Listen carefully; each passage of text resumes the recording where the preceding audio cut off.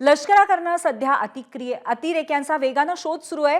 पहलगाममध्ये हेलिकॉप्टरद्वारे अतिरेक्यांचा शोध सुरू आहे। म्हणजे आपल्याला आता कोम्बिंग ऑपरेशन बद्दल जे सांगण्यात आलेलं होतं त्या पद्धतीचं कोम्बिंग ऑपरेशन कुठेतरी सुरू आहे। हेलिकॉप्टरद्वारे वेगाने शोध सुरू आहे। संशयित स्थानिकांची सुद्धा जवानांकडनं कसून चौकशी सुरू आहे। गृहमंत्री अमित शहा हे लष्कराच्या मोहिमेवर नजर ठेवून आहेत। स्वतः अमित शहा हे सध्या श्रीनगरमध्ये आहेत, त्यामुळे प्रत्येक जी स्ट्रॅटेजी आहे, प्रत्येक पुढचं पाऊल जे आहे ते त्यांच्याशी सल्लामसलत करूनच नक्की घेतलं जात असेल आणि त्याचबरोबर संपूर्ण ऑपरेशनवरती त्यांची नजरही असेल। याच पार्श्वभूमीवर पहलगाम हल्ल्यातील दहशतवाद्यांची स्केचेस सुद्धा प्रसिद्ध करण्यात आली आहेत। एनआयए आणि फॉरेन्सिक टीमकडनं ही स्केच जारी करण्यात आली आहेत। सध्या 3 दहशतवाद्यांची स्केचेस एनआयएकडनं प्रसिद्ध करण्यात आली आहेत, जी आपण पाहतोय।